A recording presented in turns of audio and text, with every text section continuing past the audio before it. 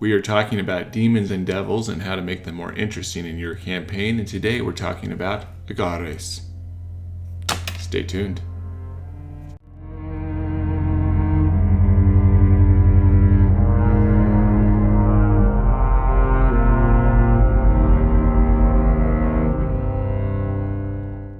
Agares is an interesting demon to cover in this series, not only because he's mentioned to be quite powerful in regards to like occult history and the demonology grimoires, but when you go to look at him in Dungeons & Dragons or Forgotten Realms, he's just not given the same amount of attention. I mean, he is considered to be like an archdevil of Stygia, and he is said to have some ruling power over 31 companies of Ozoliths, as opposed to the 31 legions of infernal spirits that you see in the history.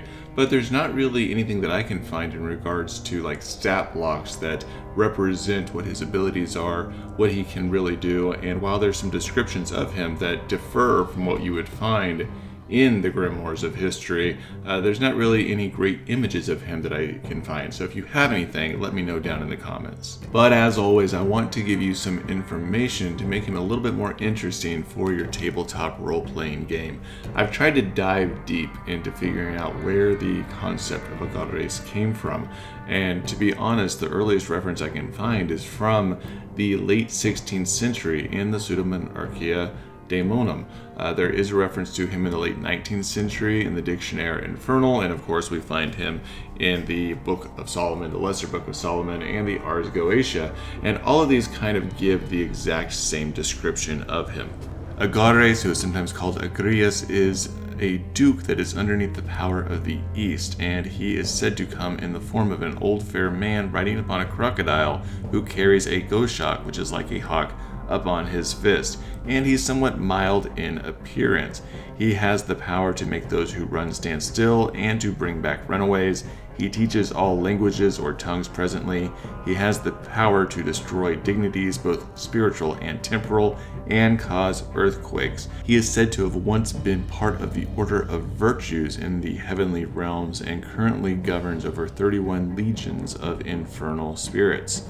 If we're being honest, the information that's presented there is rather dense. It's hard to dig through and understand exactly what it is that they are talking about. Agares can be a complex demon to actually introduce because of how complex this is. It's pulling information out of Kabbalistic lore tradition as well as Hellenistic astrology. This is what it's speaking of in regards to like the dignities. It's looking at particular traits and skills that define who an individual is, not just in regards to like their personality and their skill level, but also like their position in society and their purpose.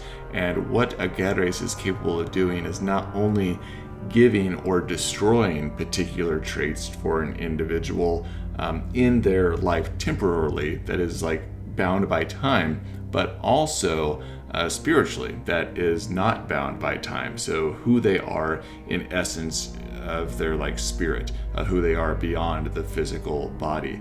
And so this can be a really interesting piece to play with in your D&D campaign, where if somebody is blessed or cursed by Agares, or if they decide to summon him by wearing his seal over here, then you could have them start to give them additional skills, or potentially take skills away, or to change their personality and their traits, or even their purpose, or even what their background is that they originally chose for their character. They're no longer a sage, now they are a urchin. And so there's areas here that you can have a lot of fun with in playing with Agares, and how to really introduce him as a demon that impacts the players in the story that you're telling. So Agares isn't just some archdevil in the belly of hell arguing with Amon, but he is this powerful demonic duke from the east that has the power to either curse or bless a man, changing his very essence, even to the degree that he can cause an individual immortal to question themselves and keep them stagnant